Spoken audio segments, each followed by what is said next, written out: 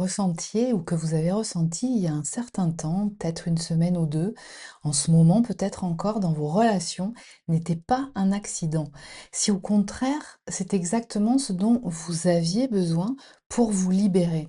Alors aujourd'hui, je vous propose de plonger dans l'un des transits les plus intenses et les plus transformateurs de ce début d'année qui a eu lieu à partir du 26 mars 2026, qui est la conjonction de Vénus et Chiron en Bélier.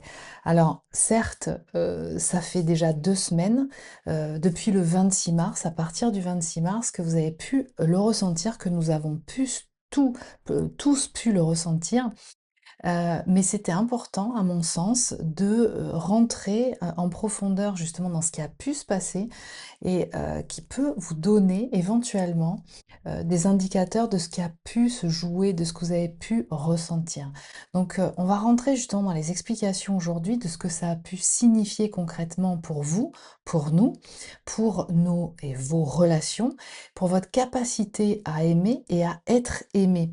Et puis surtout, comment cette énergie pouvait être utilisée pour guérir en profondeur, ou en tout cas l'énergie qu'elle apportait et qui a pu donner l'opportunité justement d'ouvrir une porte vers la guérison.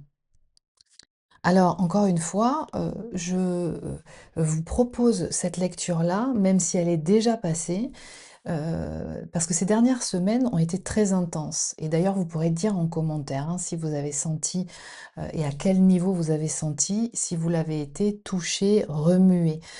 Parce que, ce passage-là, il a marqué quelque chose d'important. Nous rentrons dans une autre phase actuellement, dont je reparlerai, un petit peu plus tard, mais il me semblait important justement de revenir en profondeur là-dessus parce que, cette phase a eu un impact très puissant et d'ailleurs il s'est passé beaucoup de choses. Juste après le 26 mars a commencé la semaine sainte, la semaine dite sainte, et même si vous n'avez pas, comme c'est mon cas, de culture ou de pratique religieuse, eh bien moi ce que j'ai pu observer, c'est que il y a eu quand même beaucoup de synchronicité et d'impact qui venaient appeler et amener à contacter des choses en profondeur. Même au travers d'expériences, pour ma part, qui ont été assez, impactantes, douloureuses au travers d'un décès, mais qui a fait, remonter et résonner certaines choses qui, sont importantes de considérer. Alors, installez-vous, on va aller chercher justement, quelque chose, en fait, des choses, importantes de ce qui a pu se passer. Alors on revient sur Chiron et Vénus.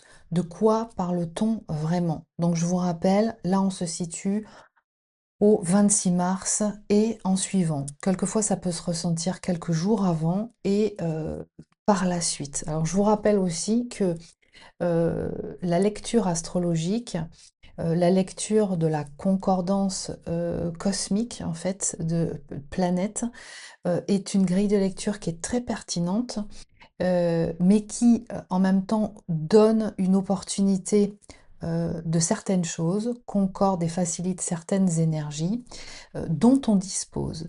Mais, ensuite, il nous appartient, ou pas, de pouvoir franchir ces étapes, de surfer sur ces vagues, d'en faire quelque chose ou pas.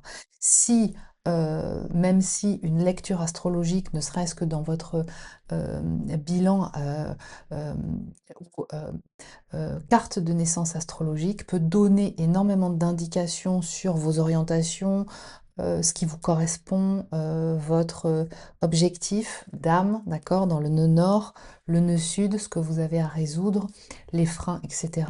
Pour autant, si rien n'est entrepris pour rentrer dans l'opérationnel de cette évolution, rien ne se passera. Donc, Chiron et Vénus, de quoi parle-t-on vraiment? Donc avant de comprendre ce transit, il faut qu'on présente les 2 acteurs de cette rencontre céleste. Alors on va commencer par Chiron. Chiron en astrologie est ce qu'on appelle le guérisseur blessé. C'est une planète, enfin techniquement c'est plutôt un astéroïde, d'accord, mais qui représente l'endroit en nous où nous sommes le plus vulnérables, l'endroit que l'on cache, celui que l'on ne montre pas parce qu'il est trop tendre, trop douloureux, trop intime. Vous savez, cet endroit où vous vous sentez le plus en insécurité.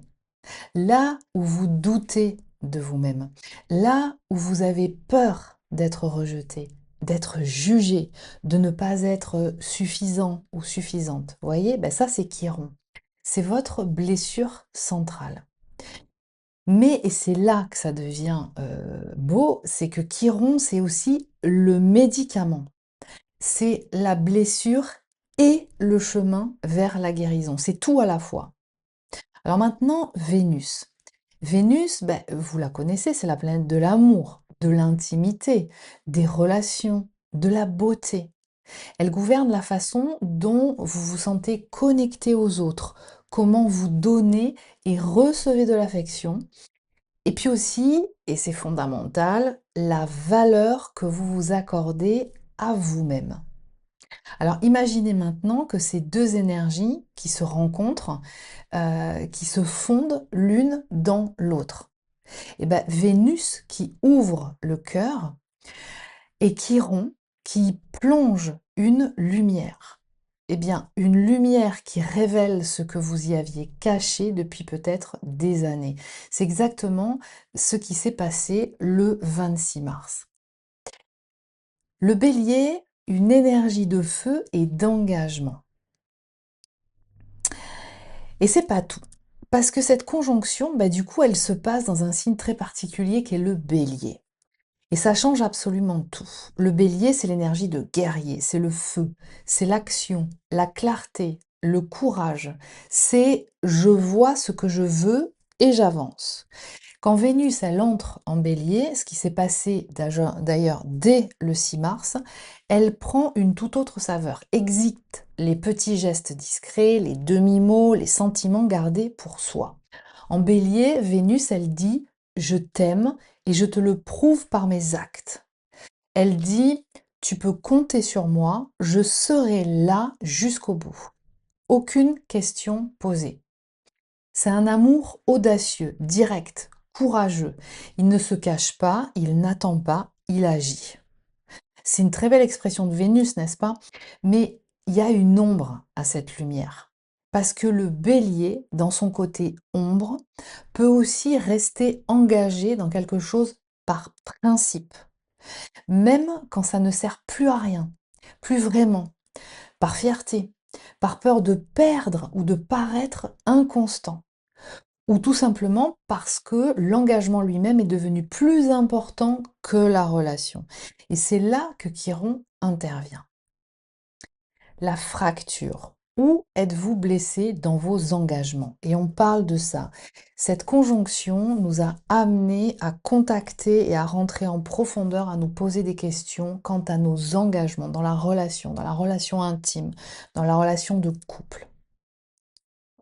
Chiron, en conjonction avec Vénus en bélier, c'est une invitation, parfois même une injonction, hein, à regarder en face vos blessures relationnelles les plus anciennes. Et ces blessures, elles sont souvent la même origine, elles ont souvent la même origine, c'est la peur. La peur d'être abandonné, la peur d'être rejeté, la peur de ne pas être assez bien, la peur que si l'autre vous voit vraiment, vraiment, il ou elle parte. Alors on fait quoi avec cette peur? On la cache, on la compense, on surjoue la confiance, on se rend indispensable, on reste dans des relations qui ne nous conviennent plus, parce qu'au moins là, bah, on est en terrain connu. Chiron, en ce moment, à ce moment-là en tout cas, il venait pointer tout ça. Il venait dire, regarde, là, c'est là que tu t'es blessé, c'est là que ça fait mal. Et la question qui posait à ce moment-là, c'est celle-ci, posez-vous là vraiment? Ou en tout cas, rétrospectivement, vous pouvez vous la reposer aujourd'hui. Où consacrez-vous toute votre énergie? Et à qui? Est-ce que ça vous nourrit vraiment? Parce que parfois, on s'engage non pas parce qu'on le désire profondément, mais parce qu'on a peur de ce qui arriverait si on ne le faisait pas.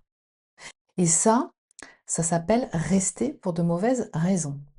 Donc ce transit Chiron-Vénus en Bélier, il pouvait faire remonter à la surface ces schémas relationnels de longue date. Quelquefois aussi, rétrospectivement, si vous n'étiez pas ou vous n'êtes pas en relation intime ou de couple actuellement, les différentes relations qui ont pu se jouer dernièrement ou au travers de votre vie. Donc, ça a pu faire remonter à la surface ces schémas relationnels de longue date, récurrents, ces croyances profondément ancrées sur vous-même qui rendent difficile de vous connecter authentiquement à l'autre. C'est ça qui est venu pointer du doigt cette conjonction. Quelle est, et ça fait référence effectivement à un type d'attachement. Est-ce que je suis et je manifeste un type d'attachement sécure ou est-ce que je manifeste un type d'attachement insécure? Là, la question vient se poser. Et depuis plusieurs semaines et plusieurs mois, il s'agit de ça. Et je dirais même depuis 2025, il s'agit de ça, concernant l'aspect affectif et relationnel intime, qui est un point fondamental. Et d'où certaines blessures sont à l'origine justement de cette dysfonctionnalité de la relation intime, qui l'empêche de la rendre fluide et constructive. Et je précise, qui sous-entend de pouvoir, même quand on se sent traversé par des émotions, par de la contrariété, ne pas être en accord avec l'autre, ou se sentir blessé ou contrarié par ce qu'il a dit, fait, ou ne pas dit, ou ne pas faire, n'a pas fait, eh bien, c'est de pouvoir en parler, c'est de pouvoir se sentir, à un moment donné, dans une possibilité d'exprimer ce que l'on ressent, d'en échanger avec l'autre, de se rendre vulnérable dans ce que l'on a ressenti. Ça, c'est une approche sécure de la relation, donc de l'aspect affectif de soi. Alors vous aurez pu vous demander, ou vous pouvez vous demander actuellement, suis-je dans cet engagement parce que j'y crois, parce que je le choisis vraiment, ou est-ce que je reste pour honorer un contrat que j'ai passé avec moi-même alors que la réalité a changé? L'autre comme miroir. Alors voici quelque chose que j'avais envie de vous partager. Quand quelqu'un vous blesse, quand un partenaire dit quelque chose qui vous dévaste ou qui vient vous toucher très fort, quand une critique vous fait l'effet d'une lame, quand vous vous sentez complètement à vif, notre premier réflexe, c'est de se concentrer sur l'autre. Pourquoi il a dit ça? Que pense-t-elle de moi? Comment me perçoit-il? Mais Chiron, il nous demande quelque chose de différent. Il nous demande d'oublier momentanément l'autre personne et de nous tourner vers nous. Parce que si ça fait aussi mal, c'est parce que quelque chose en vous, en nous, a déjà cette blessure. L'autre est un catalyseur à ce moment-là.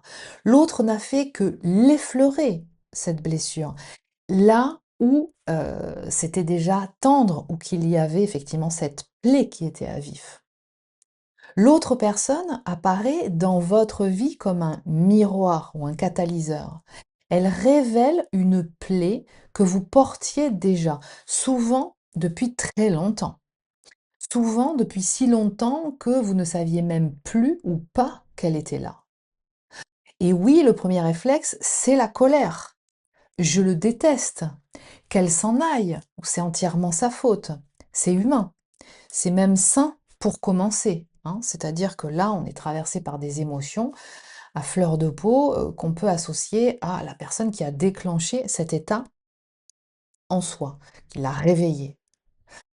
Mais si vous pouvez et si vous voulez aller un peu plus loin, si vous pouvez vous asseoir avec cette douleur, respirer, l'écouter et vous demandez: «Qu'est-ce que ça dit de moi?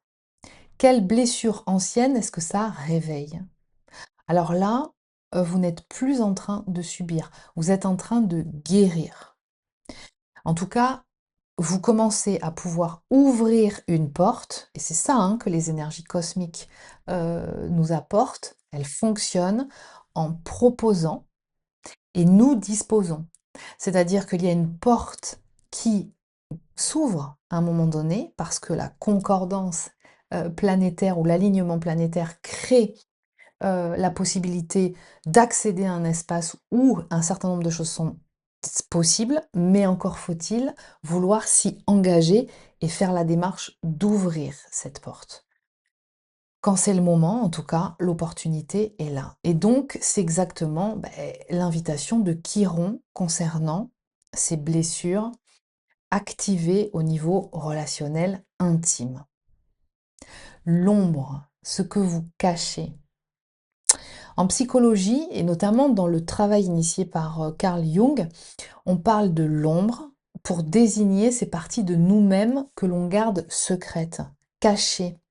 Même à nous-mêmes, c'est donc le subconscient ou l'inconscient hein, qui constitue un champ d'information quantique, d'accord, ou que d'autres pourraient appeler spirituel, d'accord, mais qui n'est pas palpable, et pour autant qui contient ces différentes mémoires, que même la personne, et je le précise elle-même, pour certaines informations, n'a pas accès, parce que, et c'est là le propre du subconscient ou de l'inconscient, c'est de garder un certain nombre d'informations non accessibles au conscient parce que ça pourrait l'empêcher de fonctionner, d'être fonctionnel au quotidien pour vivre, survivre, d'accord? Simplement, l'énergie et la résonance, l'impact énergétique de ces mémoires situées dans le subconscient sont quand même agissantes et envoient selon la qualité de la charge émotionnelle de certaines de ces mémoires, eh bien,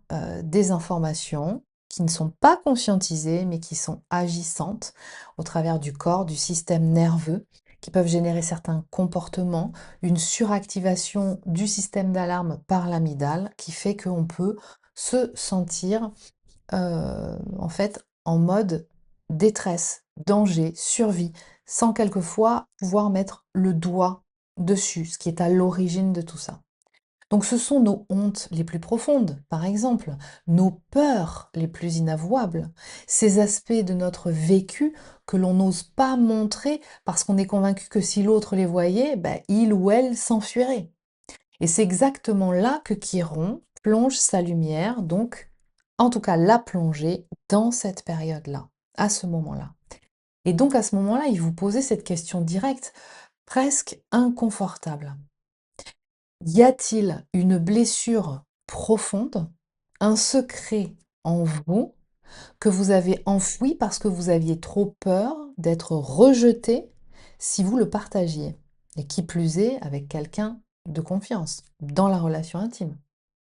Parce que c'est ça l'intimité véritable. L'intimité, ce n'est pas simplement partager des moments agréables ou de la sensualité ou de la sexualité. C'est oser se montrer dans sa vulnérabilité. C'est-à-dire, voilà, c'est dire, voilà ce qui me fait peur. Voilà où je souffre. Voilà qui je suis vraiment. Et tant que cette blessure, elle reste dans l'ombre, tant que vous la gardez cachée, donc qu'elle est encodée encore dans le subconscient ou l'inconscient, elle continue de saboter votre vie relationnelle en coulisses. Vous savez, c'est ces balles qu'on se tire dans le pied, cet auto-sabotage, alors que tout va bien dans la relation et qu'au moment où ça s'approfondit, on génère un comportement où on disparaît qui fait que ça sabote tout. Elle génère de l'insécurité, elle génère de la peur, des comportements de protection qui vous éloignent précisément de ce que vous désirez le plus. Donc Chiron, il veut l'amener à la surface, non pas pour vous faire souffrir davantage, d'accord, quand ça remonte, C'est pas pour vous faire souffrir davantage, mais voyez-le comme une opportunité d'identifier ce qui est à l'origine de la souffrance. S'il n'y a pas de souffrance, il n'y a pas de possibilité d'attention sur quelque chose dont il est important d'aller focuser pour remonter le fil à l'origine. D'accord? Mais déjà, on ne peut pas transformer ou faire évoluer, ni même guérir quelque chose dont on n'a pas identifié l'existence. Donc, Chiron, il l'amène à la surface, pas pour nous faire souffrir davantage, mais pour que vous puissiez enfin vous en occuper. Le feu du bélier, l'heure d'agir. Alors, qu'est-ce qu'on fait avec tout ça? C'est là que l'énergie du bélier entre en scène. Et là, on va rentrer à l'heure où je vous parle, à partir du 12, du 13 avril, dans une phase, dans cette semaine-là, justement où il y a beaucoup de planètes qui vont arriver en bélier et ça va être très puissant. Mais là, l'énergie du bélier dans cette conjonction-là, à ce moment-là, entrer en scène. Et franchement, là, c'était un cadeau. Parce que si Chiron vous montre la blessure, ben, le bélier vous donne l'élan pour agir. C'est-à-dire que du coup, ça vous donne la motivation à aller entreprendre en vous faisant accompagner, hein, de pouvoir justement opérer à la résolution de ces mémoires. Alors, il ne s'agit pas de rester là, en tout cas, c'était pas le propos, hein, de rester là à vous lamenter sur ce qui fait mal. Il ne s'agissait pas non plus de fuir la douleur ou de faire semblant qu'elle n'était pas là. Le bélier, lui, il dit, tu vois ce qui ne va pas? Maintenant, fais quelque chose. Ce transit, c'était une opportunité de basculement, un moment où vous pouvez avoir une conversation difficile, par exemple, que vous repoussiez depuis trop longtemps. Un moment où vous pouviez reconnaître que vous êtes resté dans quelque chose qui ne vous correspond plus. Donc, quelquefois, quand on est dans une relation depuis un certain temps, et ça peut être aussi dans des relations amicales, hein, qui ne vous correspondent plus. Un moment, une opportunité où vous pouviez nommer votre blessure ou commencer à en ressentir l'impact dans le corps, par exemple, ou dans certains comportements, ou au travers de certaines peurs. Donc, nommer pour la première fois à voix haute, à vous-même, ou peut-être à quelqu'un de confiance. Donc, ça a pu, et moi j'ai vu observer aussi, là, depuis la semaine dernière, de la reprise de retour de congé, en séance, qu'il y a beaucoup de choses qui remontent. C'est un moment propice justement à l'éclosion dans un cadre protégé, sécurisé, de certaines mémoires qui sont hautement, hautement délétères, d'accord? Mais du coup, euh, qui amènent l'opportunité justement de pouvoir les réparer. Ça peut être aussi un moment, de faire un choix aligné avec qui vous êtes vraiment et non avec qui vous avez peur de décevoir. D'accord? Hem, Chiron en Bélier, donc c'est l'antiseptique. Ça pique, ça a pu piquer. Oui, ça fait mal, parfois vraiment mal, mais une fois la plaie nettoyée, elle peut enfin guérir. Et la beauté de ce transit, bah, c'est que vous n'avez pas à attendre que tout aille mieux pour avancer. C'est-à-dire que le bélier vous encourage, il nous encourage à avancer dans la douleur et à avoir le courage de ne pas vous retourner, de traverser ce moment sans vous effondrer ou abandonner. Vos désirs les plus profonds. À la fin de ce transit, Vénus et Chiron se déplacent vers le taureau. Et cette conjonction en bélier, à ce moment-là, elle est derrière nous.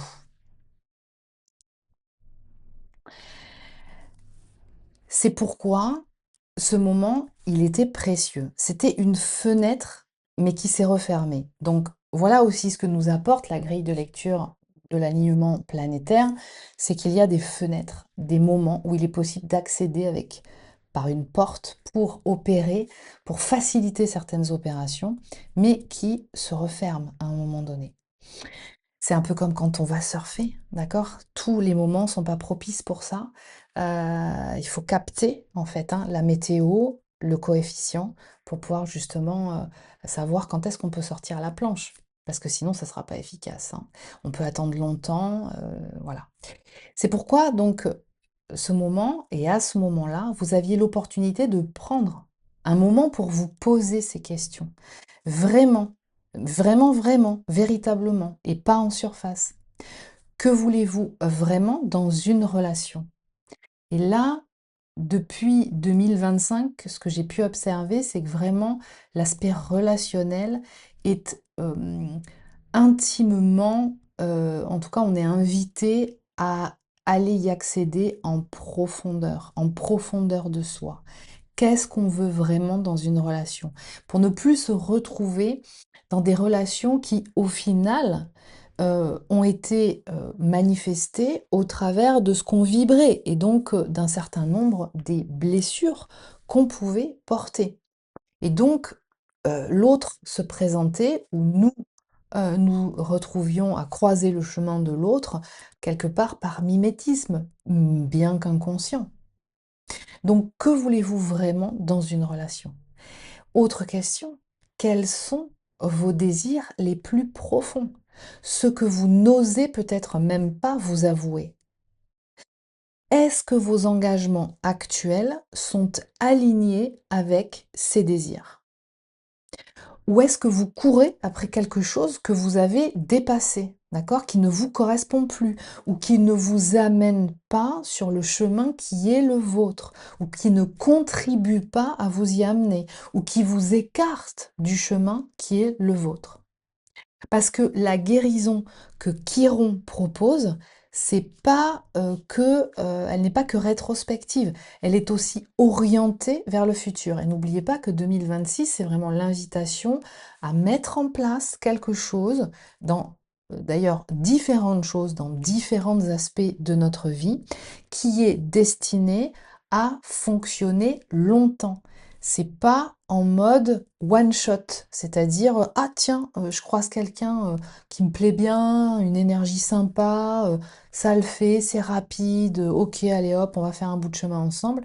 Non, là, 2026, et vous pourrez le remarquer, vous pourrez témoigner en commentaire si vous le souhaitez, ce que vous en avez déjà expérimenté de 2026, mais il y a vraiment une invitation dans les différents aspects de sa vie à entrevoir de, heu, j'ai envie de dire, comme si chaque aspect de sa vie était un projet et que pour chaque projet, on avait l'invitation à rentrer dans une perspective en profondeur micro pour aller poser les questions en profondeur, pour aller déblayer le terrain, pour aller assainir tout ça, de façon à être sûr de fonctionner sur des bases et sur des fondations qui sont saines et qui sont donc saines, qui dit saine dit concordante avec l'expression de l'âme et ce qu'elle est venue manifester. Donc c'est en complète concordance avec la, comment dire? La mission et l'objectif de l'âme,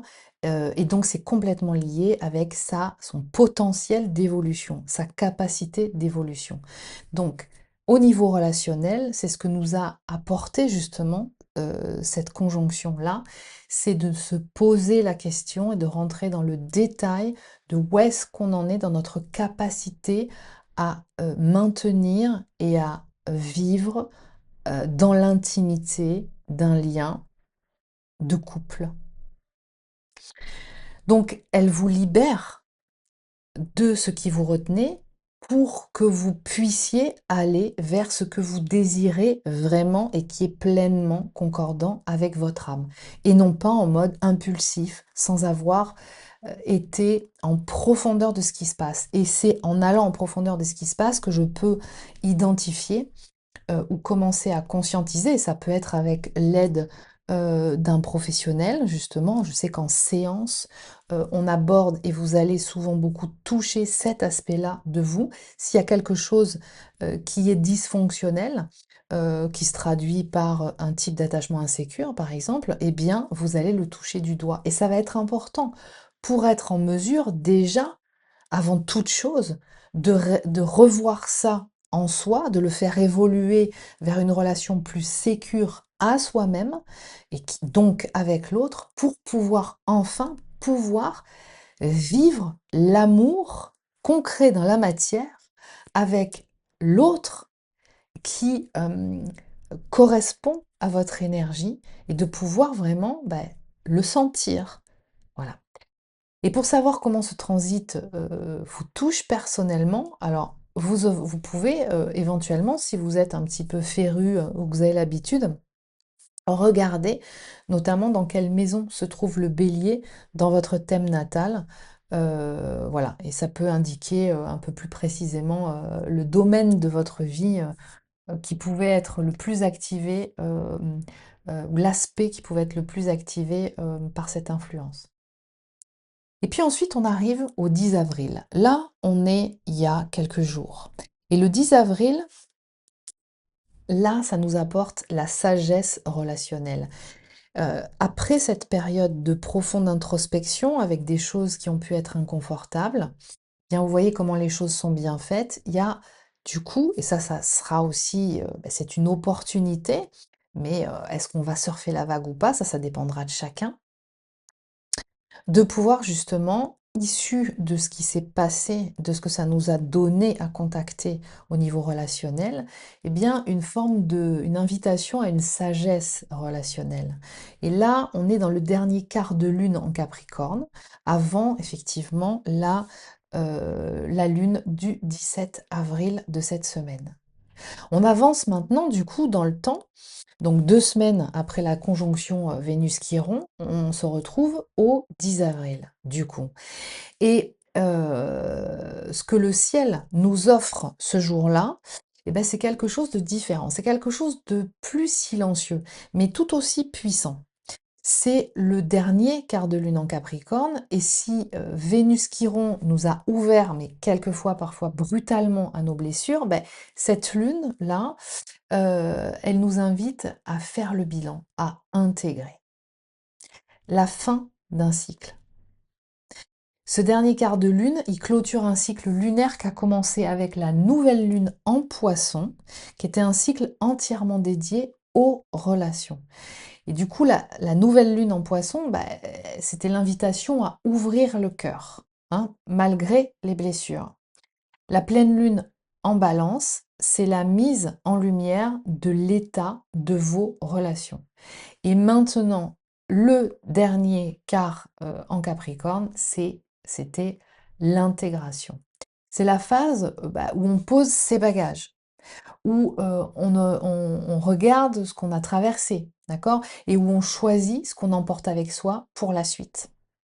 Alors, vous pouvez vous poser cette question sincèrement.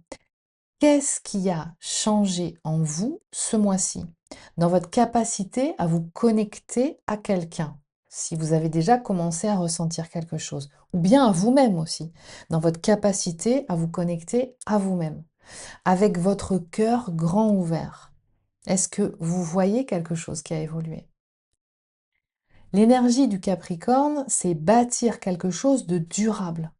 Le Capricorne, c'est l'énergie du bâtisseur, du long terme, de ce qui est solide, ancré, concret.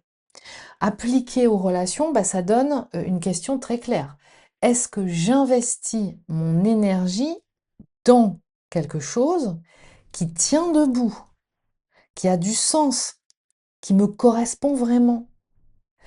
Parce que l'ombre du Capricorne, elle existe aussi et elle ressemble à ça. Rester dans une relation, non pas par amour, mais par sécurité, par habitude, pour l'image sociale, pour éviter de tout reconstruire. Donc ce dernier quart de lune, il peut révéler si vous vous épuisez dans des réalisations qui sonnent creux, dans une relation qui n'est plus concordante, si vous courez après des objectifs relationnels que vous avez, mais qui sont dépassés, qui ne sont plus concordants à la réalité de ce qui vous correspond. Par exemple, tel type de personne ou de quelle catégorie sociale, etc. Par exemple. plutôt brun, plutôt blond, qui fait comme ci, qui fait comme ça, etc. Si vous vous concentrez sur le concret et le matériel pour ne pas avoir à ressentir, par exemple. Et peut-être que vous reconnaissez ce schéma chez un partenaire aussi, plutôt que chez vous. C'est aussi précieux à observer. Donc la question centrale de cette lune, la pleine lune en balance de la semaine dernière, du coup, elle nous a demandé, ou de la semaine précédente, elle nous a demandé, êtes-vous avec quelqu'un qui vous reflète vraiment, quelqu'un qui vous voit et vous apprécie pour ce que vous êtes ou pas? Ce dernier quart de lune en Capricorne, il va plus loin. Il pose la question, est-ce que les visions, les objectifs et les valeurs de votre partenaire sont alignés avec les vôtres? Laisse-t-il vos idées, vos rêves, votre croissance s'épanouir? Ou est-ce que la relation vous détruit, vous comprime, vous retient? Ben, ce sont des questions que l'on n'ose parfois pas se poser parce que les réponses peuvent être inconfortables. Mais le Capricorne, lui, ben, il n'a pas peur, il n'a pas peur de l'inconfort quand c'est au service de la construction. Intégrer avec douceur. Ce qui est beau avec cette phase lunaire, ben, c'est qu'elle ne vous demande pas d'agir immédiatement. Non, tranquille. On prend le temps d'observer, de ressentir, de faire remonter tout ça. Il y a quand même une énergie, et là on va rentrer dans une énergie qui pousse vraiment à l'action, ok? On peut agir spontanément par rapport à certaines choses, mais sans forcément de façon excitée et impulsive. Ce sera vraiment une invitation d'agir à agir de façon, on va dire, pour voir un petit peu le retour derrière, pour tester certaines choses, d'accord? Mais pas en mode j'y vais et je veux que au premier coup je touche écoulé, d'accord? Donc, elle nous demande, en fait, avec cette phase lunaire, juste d'observer, avec compassion, avec douceur envers vous-même aussi, hein. Tout ce qui est remonté ce mois-ci, les blessures, les prises de conscience, les émotions, regardez-le sans vous juger. Apprenez ce que votre cœur a essayé de vous dire. Et ce que j'ai pu observer en séance, notamment la semaine dernière, mais même déjà depuis un certain temps, c'est que là, je vois arriver aussi des personnes qui heu, ont et portent des mémoires traumatiques très lourdes, et qui demandent justement à être réparées.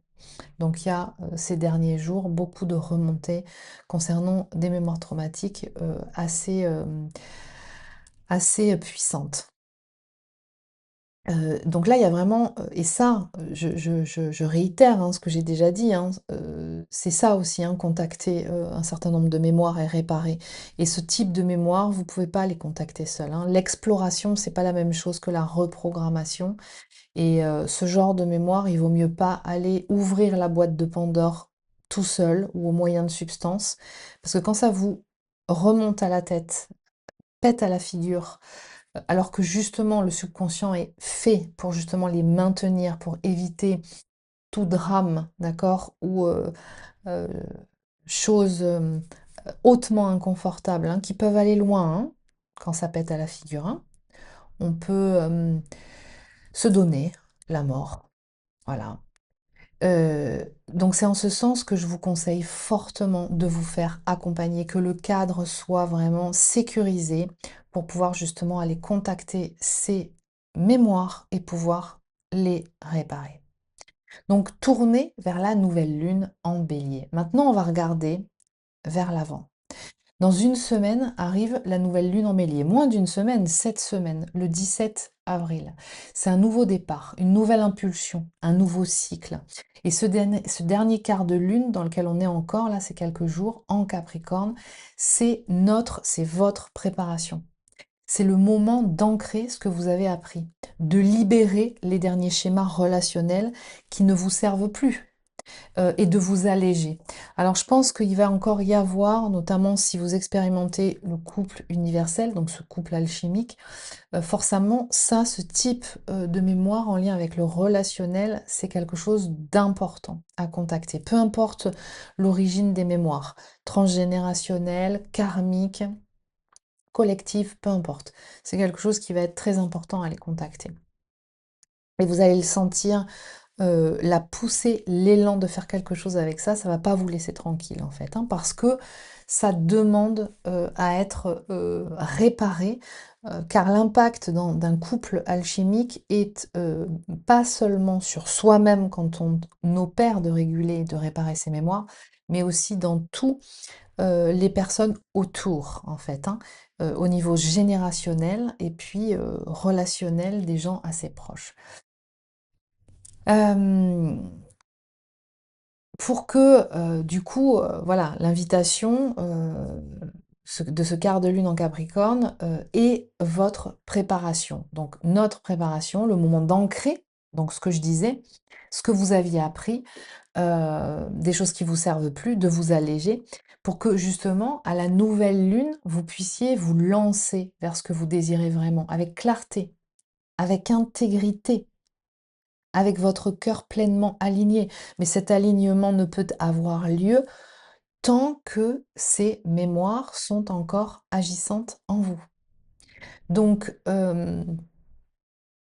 parce que du coup, beh, tout ça, c'est là, on a une promesse, la promesse de ce cycle, c'est de passer de la blessure révélée à la construction choisie.